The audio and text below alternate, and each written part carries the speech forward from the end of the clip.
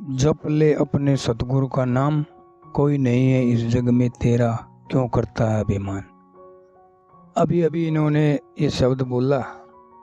सतगुरु क्या चीज़ है? सतगुरु कहते किसे हैं? सतगुरु का अर्थ क्या है? सतगुरु कहते हैं कुल मालिक को। सबसे पहले समझने की बात ये है, हम कौन हैं, कहाँ से आए हैं, कहाँ जाएंगे, कैसे दुनिया में फंसे हैं, कैसे निकलेंगे, ये एक बहुत बड़ा प्रश्न है। लेकिन सबसे पहले जानने वाली बात ये है, सबसे पहले वो मालक अपनी मस्ती में आप ही मस्त था। उस समय न कोई खंड था, न ब्रह्मांड, न त्रिलोकीनाथ, न ब्रह्मा, न विष्णु, न महेश, न सूरज, चांद, तारे, धरती, आकाश, पांचों तत्व भी नहीं थे, न माया न महामाया। तब उस मालक ने सोचा मैं कोई रचना करूं।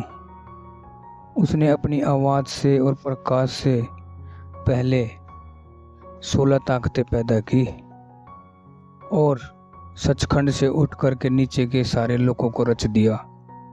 एक मुसलमान फकीर ने लिखा है, अल्लाह ने कहा फीगुन हो जा, सारी दुनिया बन गई। मालिक तो हर तरह से समर्थ है, लेकिन ना वो कोई आदमी है, वो एक शक्ति है, ऊर्जा है, अनंत प्रकाश है और अनंत शक्तिशाली वाणी है, जिसको वो बख्शना चाहता है संतों के रूप में आके पकड़ता है। और साध रूप अपना तन धार्या, हमरो बढ़ता बड़ा विवेकी आपे संत कहावे। ईसा ने भी लिखा है, the word was made flash and dwelt amongst us with full of grace and light। जब भी वो मालक आता है, इंसानी चोले में ही आता है, क्योंकि इंसान को इंसान ही समझा सकता है, पशु पंछी नहीं समझा सकते, दरख्त नहीं समझा सकते, देवी देवता हमने देखे नहीं। इसलिए जब भी वो पकड़ता है तो पहले किसी गुरु या संत से हमारा मिलाप कराता है।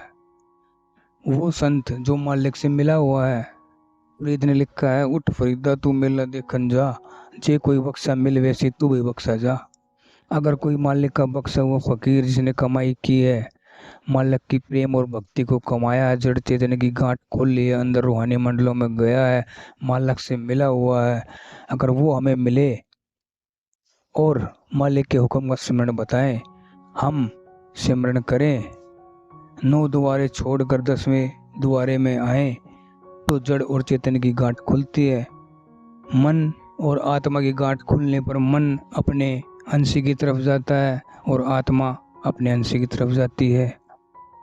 आत्मा सत्पुरुष का अंश है और मन ब्रह्म की अंश है।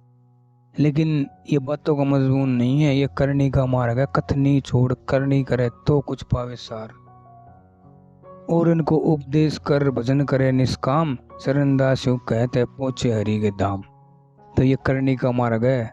पहले क्रिया आप कमाइए, फिर दूसरों को फरमाइए। हमारे शरीर के 9 दरवाजे हैं जो बाहर खुलते हैं, 2 आंखों के, 2 कान के, 2 नाक के सुराख, 1 मुंह नीचे के 2 द्वार।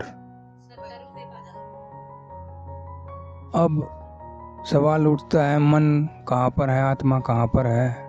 ना मन दिखाई देता है, ना आत्मा दिखाई देती है, ना काम क्रोध लोभ मोह अहंकार दिखाई देते हैं।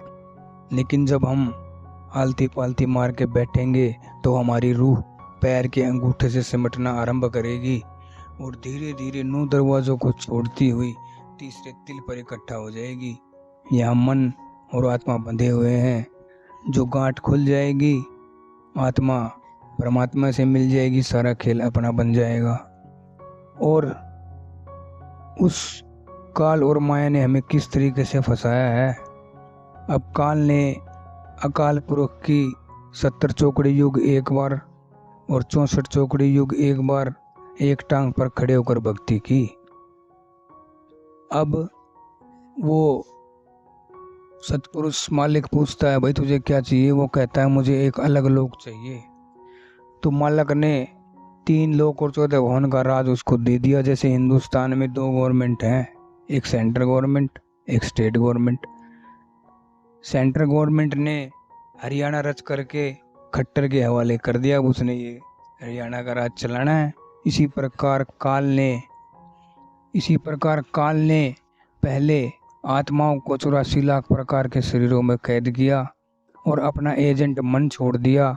उसके साथ काम, क्रोध, लोभ, मोह, अहंकार लगा दिए और इंद्रियां लगा दी और उनके विषय और भोग लगा दिए। अब सारी दुनिया मन के वशीभूत होकर हर आत्मा के साथ मन लगा हुआ है। वो हमें 9 द्वारों से या तो शरीर के 9 द्वारों में रखता है, या जो संसार नश्वर संसार है उसके पदार्थ है उनके भोगों और उनकी पाने की लालसा में भगाए रखता है। पर जो जो हम सिमरन करेंगे, 9 द्वारों से ऊपर आएंगे, तो हमारा आत्मिक अनुभव खुलेगा। फिर जिन संतों से मालिक काम लेता है, जिनसे हमें नाम की प्राप्ति हुई है, वो माथे पर प्रकट होगा। अनहद शब्द आएगा पहले, उसके बाद सूरज मंडल, चंद्रमंडल, तारामंडल, उसके बाद संतों के रूप में सदगुरु नूरी स्वरूप में मिलेगा। फिर आगे का हमें भ्रमण करवाएगा। आगे वाली वीडियो में आप इससे भी आगे का हाल जान पाएंगे। और जो मैनेजर साहिब जी हमारे अनंत मीठे सदगुरु हैं, उनके अनमोल वचनों को सुनने का आपको अवसर मिलेगा।